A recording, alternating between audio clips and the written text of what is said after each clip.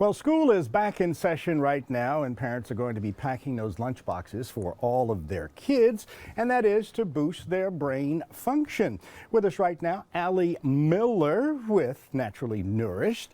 Thank you so much for joining us, and you have everything kind of lined up here. Yes. So let's start with the important foods that a parent should include. Yes, so all foods break down into carbohydrates, proteins, and fats.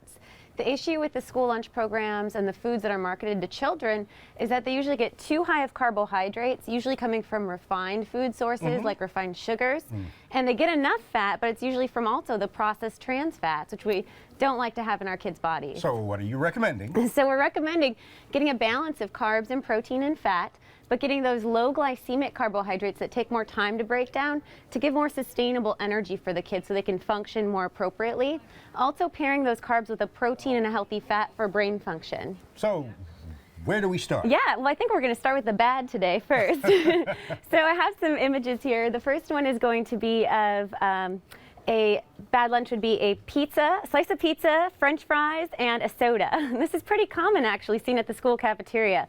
The issue here is we're looking at about 700 plus calories, 180 plus grams of carbs. We're looking at with that about 15 slices of bread, which we wouldn't serve our child a loaf of bread for lunch.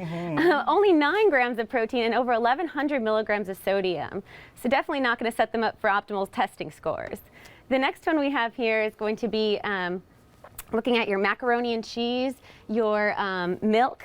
We have our sandwich, our Capri Sun, our Cheetos, and our Gushers, or some sort of a fruit snack. The issue with these foods is a lot of them are going to be very refined. They're going to have added flavors and colorants, and these can act as excitotoxins leading towards ADHD and hyperactivity, so really make concentration difficult for the child.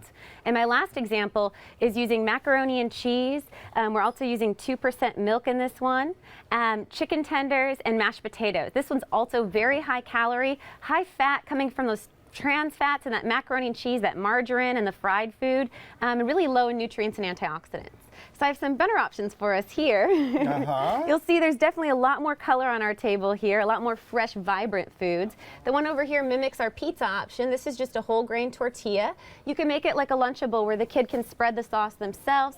They could sprinkle on the spinach and put a little bit of some cheese to get that protein. Accompanying that, I have Super Balls, which are a nutrient-dense snack, actually new to hit the market. You can go on superballs.com. They're nuts and protein powder and going to be really balanced for that brain function. Also very nutrient dense. We have as our next lunch a Greek yogurt with fresh berries, a protein powder cookie, so we're actually adding protein powder into the cookie to get the protein that they need, some carrots and some almond butter, more for like dipping. We also have over here some crackers, some cheese as our protein, some fruit. You could add some turkey chunks if you'd like, and then we're going to make a really simple kind of ranch with Greek yogurt. So I'm just going to take the juice of half of a lemon, a little bit of dill, some onion powder, and some garlic powder.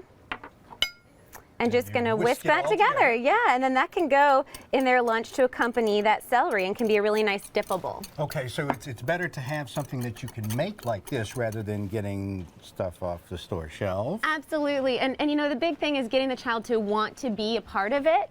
So I really encourage getting your child engaged in the process. So that's, in a sense, empowering the child to work with mom or dad, whoever's preparing everything. It's all about autonomy, so educating them on the whys and the whats. You know, why is it important to have protein? What are protein foods? And how do they help the brain? Encouraging them to be what I call a taste adventurer, so you could work with the rainbow diet and track different colors as a goal for your child. And active participation, have them count their strawberries in their lunch bag and guide them on their choices. Which vegetable do you want, spinach or celery, versus just saying, what do you want in your lunch? Because that can put us into trouble. You're narrowing the choices. Absolutely, absolutely. Allie Miller, thank you so very much. Great choices for a healthy school year for many of our children. Great.